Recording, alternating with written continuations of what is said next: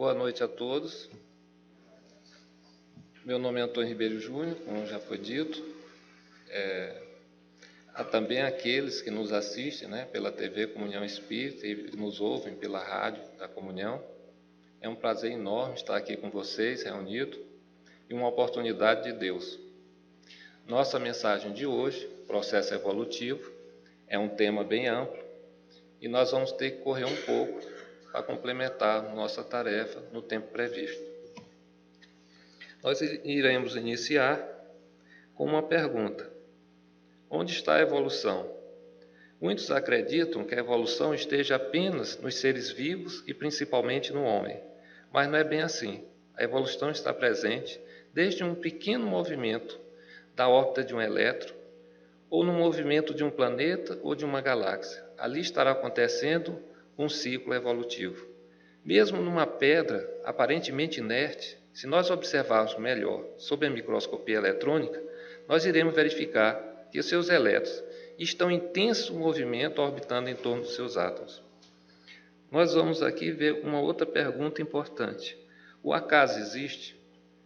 Nós podemos dividir as pessoas em dois grandes grupos. O primeiro, aqueles que acreditam que o nosso universo surgiu por acaso, que o nosso planeta Terra surgiu por acaso e que o homem, em determinado momento, ele surgiu na crosta do planeta Terra. O segundo grupo de pessoas, ele acredita que existe um motivo para a existência do nosso planeta, um motivo para a existência do homem e um motivo para a existência do nosso sofrimento. Estes acreditam em Deus, uma energia de infinita grandeza que tudo criou, mantém e dirige. Nós podemos observar que um grande cientista, Einstein, muitos achavam que era ateu, mas, debruçado sobre suas fórmulas matemáticas, ele observava a perfeição do universo e afirmava: quanto mais me aprofundo na ciência, mais me aproximo de Deus. Da mesma forma, o processo evolutivo não acontece por acaso, mas é resultado de um influxo da vontade divina sobre todos os seres. Esta pergunta, o acaso existe, nós devemos fazer nos momentos de maior sofrimento que passamos, às vezes causados até por um próprio filho, e às vezes chegamos a pensar abandoná-lo, mas nós deveríamos fazer essa pergunta porque esse filho não está por acaso no nosso seio familiar. Aqui nós vamos observar nesse slide duas informações muito importantes. No primeiro, em Allan Kardec, na Gênesis, no capítulo 9, item 15, no comentário final nós encontramos o seguinte: assim, nascimento, vida e morte, que aqui se relaciona mais aos seres orgânicos, como o homem, por exemplo, ou infância, virilidade e decrepitude, que aqui se relaciona mais a um ser inorgânico, como um planeta, são as três fases por que passa toda aglomeração de matéria, orgânica ou inorgânica. Indestrutível, só o espírito que não é matéria. Ora, vejam, isso foi dito em 1868. Isso nos leva a imaginar que toda aglomeração de matéria sofresse um aniquilamento depois de um certo tempo ou fosse destruído. Mas não poderia isso acontecer. Por quê? Se nós conseguirmos destruir algo que provém de Deus, nós estaríamos diminuindo Deus. Então, o que acontece realmente? Nós vamos dar um exemplo para vocês. Nós, seres humanos, nos alimentamos de vegetais, de animais. Os átomos desses seres migram para o nosso organismo. E no momento da nossa morte, nós seremos levados para uma sepultura, irá haver separação do perispírito e do espírito, e este corpo irá se decompor. Ou seja, irá haver um desmanche, e os nossos átomos serão reaproveitados pela natureza. Se nós pudéssemos pegar um desses átomos e, simbolicamente, claro, apertássemos em nossa mão e quebrássemos seu núcleo, nem assim nós estaríamos destruindo algo. Nós estaríamos fazendo o sentido inverso do universo, ou seja, a formação do universo é a condensação da luz em matéria. Nós estaríamos descondensando a luz, fazendo o sentido inverso. Aquilo que os cientistas fizeram com a fissão do átomo de urânio. Então, nem assim nós estaríamos destruindo. Então, o que se está fazendo quando ele diz indestrutível? Ele se refere à impermanência da forma, ou seja, a formação. Para que exista qualquer formação atômica no nosso mundo que a gente vê, precisa haver, no mundo energético, o que dá sustentação a essa forma. Então, nosso perispírito, ele dá sustentação ao nosso corpo. Quando ele se separa, acontece um desmanche. Ou seja, não é destrutível, indestrutível, é a modificação da forma.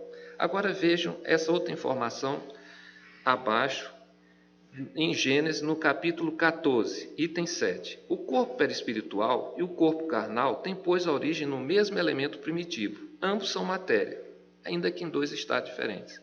Aqui nos diz muito. Nos diz que o perispírito também tem matéria. Ou seja, ele passaria também pelas três fases. Ele teria um início, um meio e um fim. Nós vamos observar que os espíritos puros, eles não têm matéria. Sendo assim, eles não precisam mais de reencarnar. O perispírito é como se fosse uma função que estivesse esmaecida, inativa, como a gente encontra no computador. Agora veja o seguinte. Aqui nós vemos nesse slide 4 fases. Na primeira, nós vamos observar uma luz branca ao fundo aqui, que nós achamos ser uma energia pura, uma luz pura, que seja Deus, dando início da formação do universo. Ao lado, aqui mais afastado, nós vemos a luz das estrelas nas galáxias. Essa luz das estrelas, no ano de 1919, os cientistas, durante um eclipse solar total, comprovaram a existência de matéria na luz. Ou seja, a luz, durante o eclipse solar, ao passar próximo ao nosso Sol, eles observaram que ela fazia uma curvatura, ou seja, ela era atraída pela força gravitacional do nosso Sol, ela tinha massa, ela tinha peso, ela tinha matéria. Essa porcentagem que tem de matéria na luz das estrelas é muito pequena, mas nós poderíamos dar uma definição para que vocês utilizem nas dúvidas que você venha ter sobre o mundo espiritual. Quanto mais luz, mais atividade. Quanto mais matéria, mais passividade. Agora veja o seguinte. Não seria lógico que qualquer ser que possuísse matéria em sua constituição viesse produzir algo que não tivesse matéria, que fosse puro. Assim sendo, as estrelas não poderiam produzir uma luz pura. André Luiz, no seu livro Evolução em Dois Mundos, no primeiro capítulo, nos diz o seguinte, que é com humildade que reconhecia desconhecer a origem do espírito. Essa luz que agita e dá inteligência aos átomos, pois saber a origem do espírito seria saber a origem de Deus, o que seria uma grande soberba. Nós vamos tratar o que existe depois do início do universo. Uma das teorias mais aceitas é o Big Bang, ou seja, o universo altamente concentrado, depois de uma explosão de energia, começa a se expandir. O que existe antes, nós não vamos tratar, só o que existe depois, ou seja, a matéria se formando. Aqui no slide inferior, à esquerda, nós observamos o início da condensação dessa luz e a formação de matéria. Inicialmente, a formação das partículas atômicas, os elétrons, os nêutrons, os prótons, depois a formação dos átomos, a formação das estrelas, a formação dos planetas e, enfim, se aglomeram e formam as galáxias. Com a formação da matéria, acontece que se inicia o fator tempo e espaço. O que seria o fator tempo e espaço? A matéria se deslocando no espaço nos dá a ideia de tempo, presente, passado e futuro. Mas Deus, essa luz acima que nós vemos, que é pura, ela não possui matéria. Sendo assim, ela não está sujeita ao fator tempo e espaço. Então, para Deus, presente, passado e futuro era como se estivessem compactados em um só bloco. Ou seja, para Deus não existe o será ou foi, simplesmente é. O que vai acontecer com uma galáxia daqui a 10 bilhões de anos, para Deus aquilo já existe. Vejamos aqui que nós colocamos do outro lado uma escultura de Rodin, o Pensador. Isto aqui para simbolizar o homem, que é o ser mais evoluído do nosso planeta. Da mesma forma que o universo começou de uma pequena partícula concentrada, Os seres humanos começam a partir de uma célula-ovo inicial, que é formada pelos gametas masculino e feminino. Essa célula começa a se multiplicar e forma tecidos os mais variados e termina o corpo humano, com dentes, ossos, cabelos, músculos, tecido cerebral. Da mesma forma, o universo também diversificou em estrelas, planetas e vida. E numa semente, nós temos também a árvore que ela vai ser. E Jesus nos diz o seguinte: o reino dos céus é como um grão de mostarda que um homem semeou. Se torna uma das maiores das hortaliças, uma pequena árvore que vem aninhar-se em seus ramos os pássaros, os seres, vem as aves do céu. Aqui nós podemos fazer uma comparação. Depois da formação das estrelas, vêm os planetas, que seriam os ramos, e a vida vem aninhar-se nos planetas. E essa semente altamente concentrada seria o ovo cósmico que os cientistas dizem aqui, apelidaram o início do universo altamente concentrado. Nesse slide aqui do lado direito superior, nós vemos o universo cíclico. O universo cíclico é um universo que se assemelha mais a nossos ciclos reencarnatórios. Por quê? O universo cíclico começa também altamente concentrado e começa a se expandir. Resultado de um pulso de energia de Deus, porque a energia não se transporta em linha reta, em impulsos. Então essa energia ainda não se dissipou. As galáxias continuam se afastando, nossos cientistas comprovam isso. Mas em determinado momento haverá uma estabilidade e o nosso universo começará a se retrair e a resfriar-se e retornará novamente a essa partícula altamente concentrada e sofrerá um novo pulso da energia divina e voltará a se expandir novamente. Nossos cientistas acreditam que existam multi-universos e que os buracos negros seria a ligação entre eles. E, enquanto os universos estão se retraindo, outros estariam se expandindo. Agora vamos comparar a nossa mente com o universo cíclico, que nossas encarnações seriam como mini pulsos de energia divina. Nossa mente, quando nós estamos no útero ainda, ela está se expandindo, começa a se expandir. Nós nascemos, vem um período de infância, juventude, fase adulta, a mente continua se expandindo. Vem a velhice, a nossa mente continua se expandindo. Aí vem a morte, a passagem para o mundo espiritual. Nesse momento, a mente sofre um upgrade. Por quê? O espírito e o perispírito, separando-se do corpo, que é uma verdadeira prisão para o espírito, pela sua densidade material, a mente sofre uma grande liberdade. E na erraticidade, nos mundos espirituais, a mente continua a se expandir. Até que em determinado momento, vem o estágio de maior sofrimento de um espírito. É a despedida de amizades verdadeiras, milenares, de espíritos afins. Não aquela maquiagem da terra de um corpo físico ou de bens, ou até mesmo uma imposição por consanguinidade, mas são espíritos, amizades verdadeiras.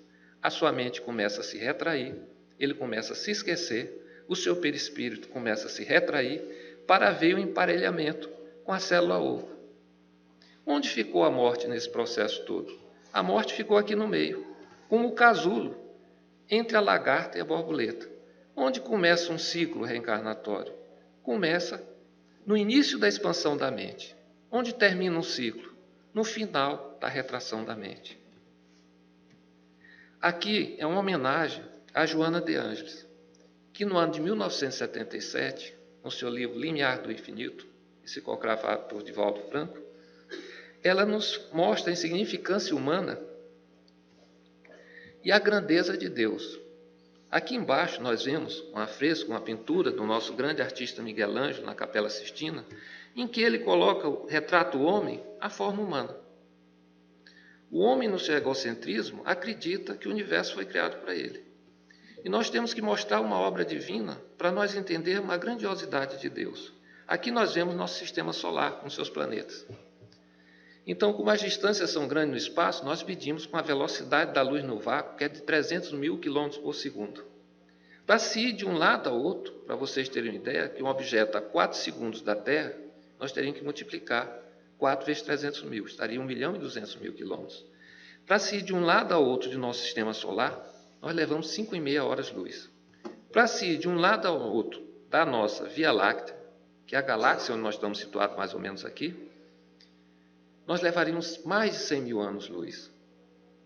A nossa galáxia é de um tamanho enorme. Ela tem centenas de bilhões de estrelas e um número muito maior de planetas. Já seria suficiente para ser nosso universo. Se nosso sistema solar fosse de o tamanho de um pequeno limão, a nossa Via Láctea seria do tamanho correspondente ao globo, à esfera terrestre. Nós poderíamos colocar esse pequeno limão próximo ao núcleo, no fundo dos oceanos, na América do Norte, na América do Sul. Ou seja, é um vasto tamanho, é algo inacreditável. E nossos cientistas lançaram ao espaço o telescópio Hubble e conferiram muito mais de 200 bilhões de galáxias. Nós estamos quase dobrando esse número pelas melhorias feitas na lente desse telescópio. Nosso universo deve ser visto como um só corpo, cuja alma é Deus. Vamos elevar, então, o nosso Deus ao patamar que ele merece. A curva da materialidade, eu usei essa imagem de uma roda gigante no meu segundo livro para mostrar o nosso processo evolutivo que acontece na matéria. Aqui do lado esquerdo, inferior da roda gigante, nós começamos a ganhar matéria. Ou seja, a luz simples que chega começa a se condensar e vai ganhando matéria, até o ápice dessa roda gigante. Do ápice para o outro lado direito, a sua porção inferior, nós perdemos matéria e nós vamos obter uma luz pura inteligente. Deste outro lado, nós temos também os espíritos puros, que não têm mais matéria. E do lado esquerdo, em seu início, nós temos os espíritos simples e ignorantes. Como dizia Leon Denis, o espírito dorme no mineral, começa a acordar nas plantas na fase sensitiva, vivencia a fase instintiva nos animais, a intelectiva no homem e a fase angelical, que será aqui do outro lado. Nós temos aqui do lado dessa banda esquerda os mundos primitivos. Como seriam esses mundos? Seriam oceanos e praias afrodisíacas e sem nenhuma poluição e florestas exuberantes. Mas por que isso? Tão desenvolvidos assim? É a fase de infância e de virilidade dos planetas. Ou seja, estão propícios à reencarnação. Agora vejam bem, nosso mundo das provas, onde o mal ainda prevalece, nós já começamos a poluir o planeta. Já existem os desequilíbrios climáticos. Estamos desse lado aqui.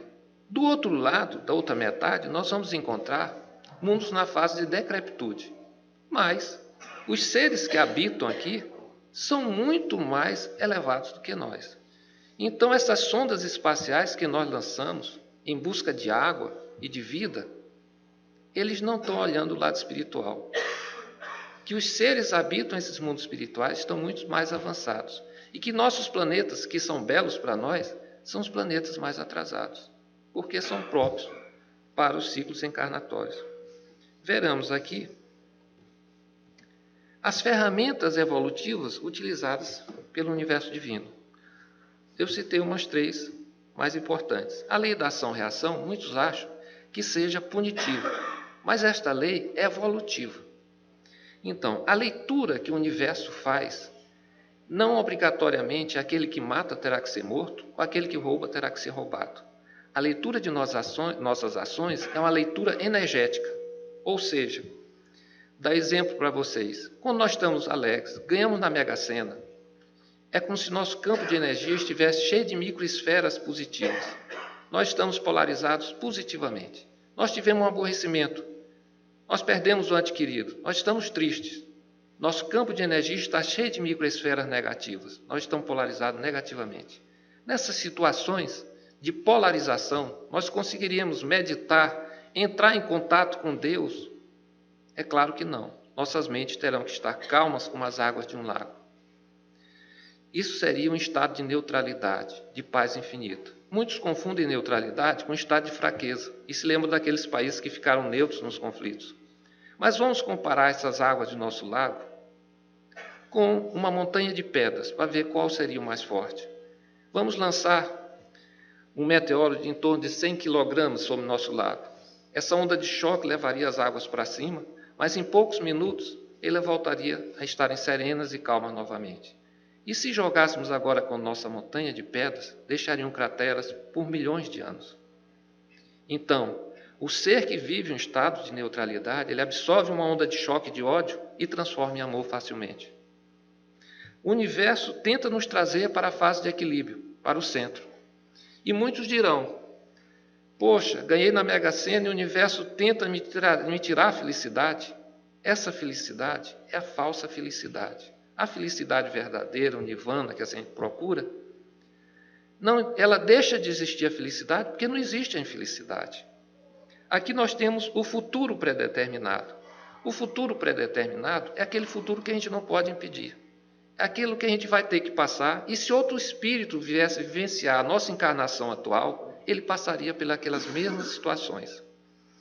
Ou seja, seria como um impresso, que já vem aquelas palavras já impressas. A gente não pode mudar aquele, mas existem os intervalos onde nós colocamos nosso livre-arbítrio. E muitos diriam, às vezes uma criança nasce, dá um suspiro e morre. Poxa, mas foi só um ponto no nosso processo evolutivo. Mas aquele ponto deu sentido a uma fase do universo, uma frase do universo. O universo é como se fosse um supercomputador, que ele escolhe o que é mais adequado para o processo evolutivo dos pais e daquele espírito reencarnante. Vejamos agora o livre-arbítrio. Muitos dirão que eu disse há pouco que para Deus não existe presente, passado e futuro. E diriam, poxa, se Deus sabe o que vai acontecer conosco no momento da nossa morte e os erros que a gente vai praticar na vida, onde estaria nosso livre-arbítrio? Eu vou dar um exemplo para vocês. Um homem sobe numa ponte e mergulha num rio. Ele nada até a margem e volta para pular novamente, mergulhar na ponte. Ele não será o mesmo homem. E nem as águas serão a mesma. Assim como a seta do tempo aponta sempre para a direita, para o futuro, nós somos quase que empurrados rumo ao processo evolutivo. E Deus, mesmo sabendo que nós vamos errar, Ele está nos transformando. Aqui é uma capa do meu segundo livro, A Grande Semente 2. E nós temos aqui umas citações importantes de Allan Kardec. Vejamos aqui, em Gênesis, no capítulo 18, item 12.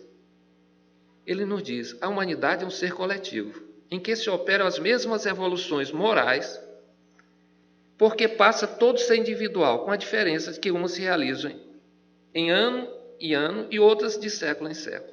Nós encontramos também, no livro, aqui, no quesito 604 do Livro dos Espíritos, na resposta desse quesito, tudo se encaixa na natureza pelos laços que não podeis ainda compreender. As coisas mais desiguais na aparência têm pontos de contato. Verifique aqui que nessa capa desse livro, nós temos o homem representado também pela escultura de Rodin Pensador e temos um planeta.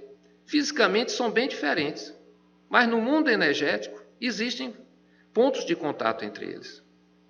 Vejam o que André Luiz nos diz em Evolução de Dois Mundos. O princípio divino aportou na Terra, como se fosse uma bolota de carvalho encerrando em si uma árvore. Nós vemos aqui essa mão como semeando. Seria representando a mão de Deus, energizando a Terra. A Terra é um grande campo de energia que foi se desenvolvendo. A Terra era uma massa incandescente que estabiliza sua órbita e vai se resfriando, começa a formar a sua atmosfera, os oceanos e os continentes, que representam campos de energias derivados do campo inicial primitivo da Terra. Esses campos foram evoluindo até determinado momento, se formou um campo de energia individual inteligente, que é o homem. Então, no mundo energético, eles têm pontos de contato. Ou seja, o universo todo está interligado, como se fosse um grande corpo, cuja alma é Deus.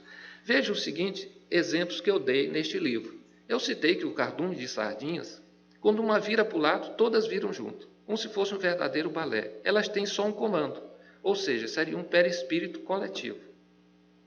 E citei ainda que uma ninhada de cães, uns são mais dóceis, outros são mais agressivos. Ali já começa a individualização do perispírito. Nós vimos aqui que a humanidade foi citada como um ser coletivo. O que significa isso? Um campo coletivo, um ser coletivo? Nós verificamos na natureza que animais, mesmo sem ter contatos com os outros seres da sua espécie, eles trazem como de fábrica aqueles programas básicos, aqueles itens de série que vêm nos carros que a gente compra. Ou seja, o João de Barro faz aquela casa perfeita. As aranhas tecem teias magníficas. Se nós encontrarmos na rua um gatinho recém-nascido abandonado, levarmos para casa e alimentarmos, quando ele crescer, ele vai querer cavar para enterrar as fezes, sem nunca ter visto um gato na sua vida. Isso aqui nos leva a imaginar, no mundo energético, que existe um download que a gente baixa, que tudo que vários seres da mesma espécie vivenciam é passado para os seus descendentes. Ou seja, o que nós fazemos hoje, nossas experiências, estão sendo repassadas para essas crianças que estão nascendo. Então nós notamos que elas são muito inteligentes, elas têm menos preconceitos. Não podemos afirmar que elas sejam melhores do que nós, espíritos melhores que nós.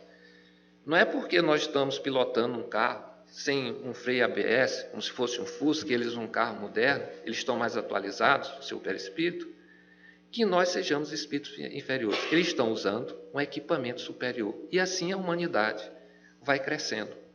O mal ou o bem que se faz, nós fazemos para os nossos descendentes e para nós também, que nós no futuro vamos reencarnar e utilizar esses equipamentos. Aqui nós vemos a evolução individual é uma ilusão. A humanidade é um ser coletivo. Então esse grupo de alpinistas escalando aqui a montanha evolutiva, o primeiro se chegar, não acontece nada. O último dessa fila aqui, quando chegar, é que será comemorado a humanidade ter alcançado seu processo evolutivo. Eles estão ligados por uma corda, todos os 4. Nós poderíamos chamar essa corda do processo evolutivo. E vejamos aqui em Allan Kardec, no Livro dos Espíritos, no capítulo 11, o quesito 888. Amai-vos uns aos outros, eis toda a lei divina porque Deus governa todos os mundos.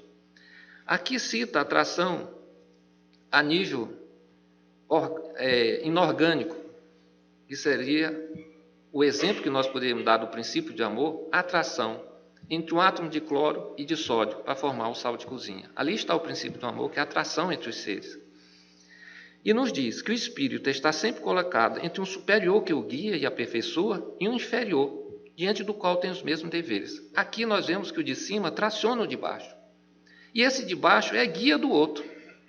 Assim funciona o mundo espiritual, porque entre eles tem que haver ação, o amor, tem que haver a prática do amor. Aqui embaixo, sede caridosos, praticando não apenas a caridade que tira do bolso. Nós não temos que fazer o bem. Os traficantes do morro também fazem o bem, dão cestas básicas. Nós temos que ser bons. Nós temos, quando dá uma sopa, uma cesta básica, nós temos que dar um sorriso. Pelo menos nós estamos dando algo que vem de dentro da nossa alma. Nós estamos envelopando aquilo com amor. Como aquela doação no templo de significantes moedas, feita por aquela viúva, significantes moedas, mas ele estava embalado em amor. Foi a maior doação do dia, segundo Jesus. Vejamos aqui este gráfico do livro Cidade no Além, de Chico Xavier. Nós queremos mostrar o seguinte para vocês. Aqui no centro, a Terra, é como aquelas velhas salas de aula do interior, que a escola funciona em apenas uma sala e um professor, e que tem alunos de 5, de 10, de 13, de 15 anos, uns que sabem ler, escrever, fazer cálculo, e outros não conhecem nem as letras e nem os números. Da mesma forma, em nosso mundo material aqui, nós temos seres da estirpe de Chico Xavier, Gandhi, misturados com assassinos em série, ditadores e torturadores. Tudo na mesma sala de aula. Mas aqui, no mundo espiritual, nesses círculos que vocês estão observando aqui, nós somos separados por grupos. Nessa estrela que nós vemos aqui, é a colônia Nosso Lar. E nesse local é a periferia do umbral. Os espíritos inferiores, eles estão sitiados nos planos inferiores. Eles não têm a senha para ascender aos mundos espirituais elevados. Sendo assim, nós vamos encontrar nesses mundos espirituais elevados menos matéria, mais rarefeitos, ou seja, mais atividade, uma mente mais expandida, Eles estão séculos de avanço. Então a guerra entre o bem e o mal, em todos os quadrantes do universo, estará sempre perdida para o mal. Qual a estratégia do mal? Retardar ao máximo o processo evolutivo.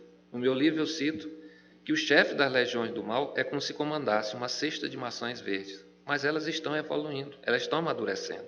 Não há como impedir o processo evolutivo. Nós vemos aqui as intervenções feitas no processo evolutivo terrestre. A maior delas foi Jesus, analisada e preparada séculos no espaço. Mas vieram seres de outro planeta, como de Capela, que vieram nos ajudar no nosso desenvolvimento. E nós vamos ver aqui, a seguir, no livro Uma Proposta de Luz de Ramatiz, a pedido do reencarnante aos técnicos espirituais, é feito um desvio do eixo magnético do perispírito para a esquerda ao nível do baço e fica desviado do eixo físico. Abre-se uma janela para o mundo espiritual. Ele aumenta assim, artificialmente, a sua mediunidade para ganhar um grande avanço num ciclo só evolutivo. Mas o que acontece? Essa janela é uma via de duas mãos. Não só os espíritos superiores, como os inferiores o atingem. E ele vai ser obsediado mais facilmente. E assim a maioria deles, que não estava preparado para esse nível de mediunidade, falha em suas missões. Vejamos aqui que a nossa bússola sempre aponta para o norte magnético. Então há um desvio do norte magnético para o norte geográfico. Uma janela espiritual também, que está em torno de 23,5 graus. Aqui nós lemos no slide, na parte inferior esquerda, em Gênesis, no capítulo 11, item 27, que o progresso material de um planeta acompanha o progresso moral de seus habitantes. Vejam bem, quando nós falamos ali dos mundos primitivos, florestas exuberantes, sem poluição, nós podemos imaginar que tipo de habitantes existe naquele planeta. Porque o planeta, ele não acontece sozinho, ele não evolui sozinho, ele está correndo lado a lado com seus habitantes, como se fosse um só corpo. Isto é dito aqui em Gênesis, em Allan Kardec. Agora vejam só os mundos primitivos de provas, que é o nosso, e vejamos a seguir o seguinte. Em Allan Kardec, capítulo 14, Revoluções do Globo, item 6, nós temos um terceiro movimento que a Terra realiza. A Terra tem um movimento de rotação em torno do seu eixo de 24 horas, de translação, realiza em torno do Sol 365 dias, mas tem um movimento de precessão dos equinócios, que ela realiza, e nós vemos aqui ao lado esquerdo, esse círculo em cima ali do peão, daria em torno de 25 mil anos. E uma amplitude de 23,5 graus de raio. Agora veja o seguinte. Vamos fazer umas comparações. Do lado esquerdo, nós temos a Terra com 23 graus e Júpiter com 3. E temos a Terra comparada com Marte, que tem 25. O que Allan Kardec nos diz no Livro dos Espíritos, quesito 188, no comentário? De todos os globos da Terra, que compõem o nosso sistema planetário, a Terra é onde os habitantes são menos avançados, tanto física quanto moralmente. Marte ainda estaria inferior, ou seja, ela está com 25. Mas Júpiter é muito superior em todos os sentidos, e Júpiter está com 3, ou seja, ele está mais estabilizado. E nos diz aqui mais abaixo, em amarelo, uma coisa importante. O que fariam os espíritos puros? Qual seria a sua função? Os espíritos que não têm mais matéria, não têm mais perispírito. Ele nos diz o seguinte: o Sol não seria um mundo habitado por seres corporais. Corporais é o corpo físico, que tem matéria, e o corpo perispiritual. Mas um ponto de encontro de espíritos superiores que de lá irradiam o seu pensamento. Ou seja, eles vão para o centro do nosso sistema solar para se aproveitarem do Sol com seus raios e lançarem seus pensamentos de amor para os seres que habitam nossos planetas. Vejamos agora que volta a ser chamada a nossa atenção que Júpiter é um orbe muito adiantado em comparação com a Terra. Mas se nós observarmos, Júpiter praticamente é inabitável. É um planeta vaporoso com altas pressões. E ele cita o seguinte: não poderíamos existir naquele mundo. E se nós fôssemos, o nosso espírito migrar para aquele mundo, nós teríamos que abandonar nosso perispírito terrestre, ou seja, e reconstruir um outro perispírito com a matéria de Júpiter. Isso nos leva a imaginar que os espíritos provenientes de Capela foram auxiliados por técnicos espirituais, porque eles não tinham esse desenvolvimento que apenas os espíritos mais elevados conseguiriam fazer essa mudança. O que nosso Criador espera de nós? Aqui nós temos que concordar com o nosso apóstolo Paulo de Tarso. Nem que nós soubéssemos tudo sobre a evolução dos planetas, do homem, fora da caridade, nada isso valeria. E Jesus nos diz o seguinte: o reino dos céus é semelhante a uma grande rede de pescar, que separa os peixes graúdos dos miúdos. Graúdos em quê? Em riqueza, inteligência, em poder? Graúdos em amor. Este é o néctar que o universo espera acolher de nós, seres inteligentes e dotados de livre-arbítrio. Mas como seria esse amor? Seria esse amor comum? Como seria esse amor verdadeiro? Vou dar um exemplo para vocês. Um homem vai até a padaria. Ele tem uma mulher e 2 filhos que adoram comer pão quente. E ele pergunta ao padeiro quando sairá a próxima fornada. E ele diz, daqui a 15 minutos. Ele senta e espera pacientemente e sai da padaria alegre com 1 quilograma de pão quente. Ao virar, contornar o canto da padaria, ele se depara com a seguinte cena. Um casal com 3 filhos, com faces de fome e maltrapilhos, estendendo os papelões na calçada para pernoitarem. Eles têm no bolso cédulas de 5, 10 e 20 reais. E ele pensa, se eu der 5, amanhã eles já passarão necessidade. Eu vou dar 10 reais. O amor verdadeiro, ele não passa pelo cérebro. Ele migra diretamente do necessitado, da pessoa para o necessitado. Ou seja, se aquele homem tivesse um lampejo da fase angelical, ele simplesmente entregaria o pão. Ele não pensaria quanto ele tem no bolso, o que ele iria fazer. Nem que ele não comprasse mais aquele pão depois. Onde está nosso Deus? Em que quadrante da galáxia, mais de 200 bilhões de galáxias, estaria concentrado nosso Deus? O amor verdadeiro não se concentra, distribui-se por completo. Deus é amor, encontra-se em todas as suas criações. Aqui, no Livro dos Espíritos, na resposta do quesito 33, vamos encontrar uma citação importante. Sim, é o que se deve entender quando dizemos que tudo está em tudo. Jesus disse, eu estou no Pai. O Pai, nosso Deus, é tudo. Eu estou em tudo. E o Pai está em mim. E tudo está em mim. Ou seja, tudo está em tudo. E Jesus disse ainda, quando lhe perguntaram, onde está o reino dos céus? E Jesus disse, o reino dos céus não está aqui, ali, acolá. Está dentro de cada um. Eu representei aqui o conjunto infinito Deus que está dentro de cada um pelos números inteiros. E nós vemos o seguinte, nada existe fora desse conjunto. O bem e o mal, tudo está aqui. Não existe força paralela. O homem inventou a roda? Nós poderíamos inventar algo que Deus desconheça? É claro que não. Esse conhecimento vem de dentro de nós, desse conjunto infinito. O cientista vai buscar o conhecimento da energia nuclear. O índio vai buscar um conhecimento mais simples, a melhoria do seu arco, da sua flecha. É ilimitado, é infinito o que nós podemos tirar de dentro de nós. Estamos interligados e interdependentes com todas as outras criações divinas. Há pouco, aquele exemplo do pão francês, quente da padaria, ele é feito de trigo. Mãos plantaram, mãos ensacaram, transportaram até a padaria, levaram ao forno e entregaram. É somente isso que nós temos naquele pão? Não. Nós temos o sol que irradiou aquela planta. Nós temos a água da chuva ou a água da irrigação que nutriu aquela planta. Nós temos o ar que aquela planta aspirou e nós temos o solo que nutriu e deu fixação àquela planta. Nós vemos aqui, em azul, o -3, que eu coloquei representando a humanidade. Nós poderíamos dizer, eu -3 a humanidade. E o restante desses números formamos um só conjunto. E Jesus disse, eu e o Pai somos um. Nós poderíamos também dizer, eu -3 a humanidade, estou nesses outros números, assim como eles estão em mim, sendo que eles são a parte maior. Jesus disse, eu estou no Pai, assim como o Pai está em mim, sendo que o Pai é a parte maior. Jesus também nos disse o seguinte, que no dia do juízo final, o Senhor diria aos justos, posicionados à sua direita. Aqui esses números positivos à direita. do nosso conjunto infinito Deus.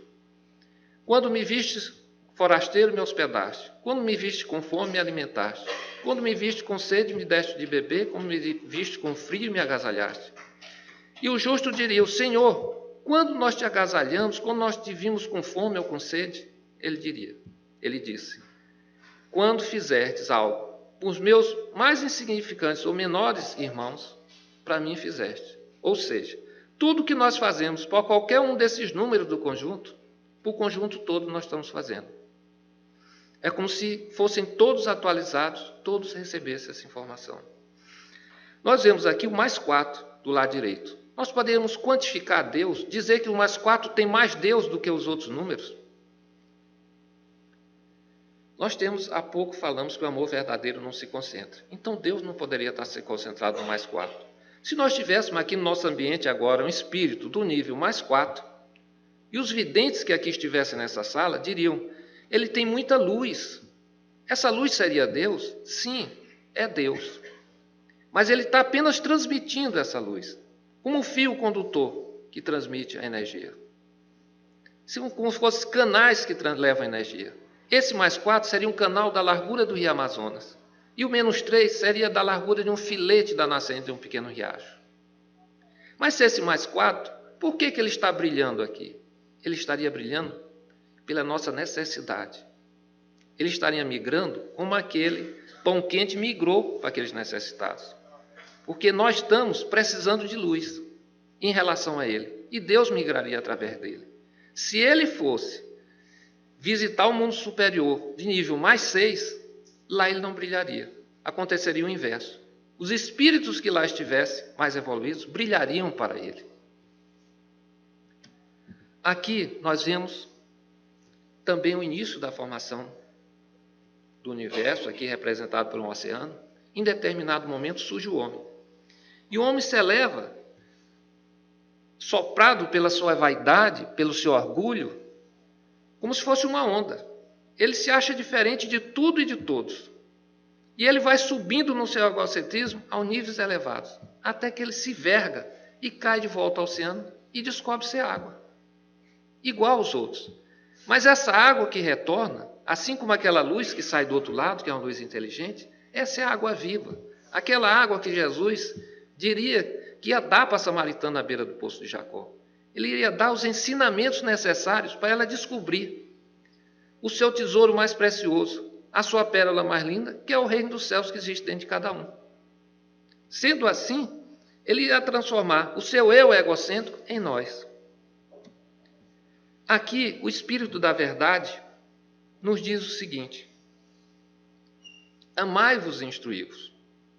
Então, nós colocamos aqui evolução igual amor mais instrução. Mas essa ordem não pode ser modificada. O amor tem que vir primeiro. Se ele for colocado em segundo plano, é uma bomba, como aquela que nossos cientistas, ao descobrir a energia nuclear, produziram e lançaram de imediato sobre Hiroshima e Nagasaki. Então o amor tem que vir primeiro, sempre em nossas decisões. Enquanto pensarmos em Deus, não poderemos dizer essa frase: eu e o Pai somos um. Quando nós levantamos nossa cabeça, nossos olhos para o céu, em busca de Jesus ou de Deus, é sinal que nós estamos muito afastados dele. Por quê? A distância para o nosso reino dos céus que existe dentro de nós não é métrica, é vibratória. Então, mesmo na nossa fase atual, nós podemos ter lampejos da fase angelical. E quando se diz pensarmos, já é próprio dos seres que têm matéria. Nós vimos o fator tempo e espaço e citamos que Deus, presente, passado e futuro, não existia. Nós podemos comparar nossos pensamentos ao movimento da nossa mente, se fixando em presente, passado e futuro. Sendo assim, nós poderíamos dizer que Deus não pensa. Aí diriam: poxa, mas Deus não pensa, como é que vai nos ajudar? Já tem 200 bilhões de galáxias. Deus nos sente na intimidade de nossas menores partículas do nosso corpo, ou do nosso perispírito. Quando eu estou em pé aqui, eu não penso nos meus pés, mas eu sinto meus pés. E Deus, o universo é um só corpo, cuja alma é Deus. Então Deus não poderia usar o mesmo sistema que o nosso. Deus usa um sistema infinitamente superior ao nosso para reconhecer seus filhos. Então, quando nós dizemos que nós não podemos dizer essa frase, eu e o Pai somos um, é porque nós estamos ainda muito na matéria. Somente quando sentirmos Deus, que são os espíritos mais elevados e puros, começam a sentir Deus e a transmitir, como nós vimos há pouco. Paulo de Tarso nos dizia o seguinte: não sou eu que vivo em mim, já é o Cristo Jesus que vivencia em mim. Ele já começava a enxergar menos números. Quanto mais nós enxergamos as diferenças, mais nós estamos afastados do conjunto infinito, Deus. Então Paulo de Tarso já vivenciava Jesus, porque Jesus faz parte do conjunto infinito, Deus. Vejam aqui, o amor verdadeiro nada possui, portanto não coloca bandeiras. Aqui nós vemos um astronauta com alta tecnologia em sua roupa espacial e uma bandeira fincada no solo americano. O ser humano, ele demonstra aquele atraso dos animais, ainda marcando um território. Ele tenta possuir bem pessoas. Isso é altamente errado. Então, assim como os felinos urinam para marcar território, ele ainda demonstra instinto animalesco dos ursos que arranham as aves para marcar território. Tantas bandeiras que existem no nosso planeta, só levaram uma. Poderiam ter levado a bandeira da ONU, pelo menos. E o homem, no seu primeiro voo fora do seu ninho, a Terra, onde ele teve sua origem, ele chega com uma asa do lado direito da evolução, do amor, atrofiada. E a asa do lado esquerdo da tecnologia hipertrofiada. E os repórteres da época diziam ao primeiro astronauta descer do módulo lunar para o seu primeiro passo, que seria um pequeno passo do homem e um grande passo da humanidade. Estes seriam os passos que Jesus nos ensinou para atingirmos Deus. Vejamos aqui. Primeiro passo: perdoai vossos inimigos. Pedro pergunta para Jesus se deveria perdoar 7 vezes. E o mestre diz, não 7, mas 70 vezes 7. A tradução correta disso é sempre. Ou seja, aquele que não perdoa, é como se tivesse um ferimento no corpo que não cicatriza. O processo evolutivo acontece no presente. Aquele que não perdoa é um prisioneiro do seu passado. Então nós vamos encontrar isso no mundo espiritual, espíritos que ficam como aqueles filmes que ficam travados. Eles ficam odiando a tal ponto os seus inimigos de vidas anteriores, que eles passam séculos, às vezes milênios, encarnações e encarnações perseguindo os seus inimigos. Ficam fixos, como se tivesse travado o processo evolutivo deles. Os orientais, eles têm o seguinte mecanismo, para eles não criarem ódio. Eles se fixam na arma que os atinge, e não naquele que usou a arma. Por exemplo, um arqueiro atira uma flecha, e eles passam a odiar a flecha, o armamento, e não aquele ser que lançou a flecha. Eles tentam evitar que a semente do ódio venha para o seu organismo, senão ela vai crescer, virar uma árvore e dar frutos para os seus familiares, para os seus ambientes de trabalho. Então, o homem tem que ser vigilante. Vigilante em não aceitar aquele outro que lhe agride, ele está doente, ele deve ser considerado um enfermo. Se não for assim, se você revidar, você está adquirindo dívidas também. Aqui nós temos o segundo passo, amai vossos inimigos. É um passo dificílimo. Amar um parente, um amigo, é muito fácil. Amar um inimigo é algo muito difícil. E no nosso globo, poucos conseguiram dar o terceiro passo. O terceiro passo nós encontramos aqui. Nada tenho a perdoar, porque nunca ninguém me ofendeu. Mahatma Gandhi. Ou seja, ele vivenciava um estado de neutralidade.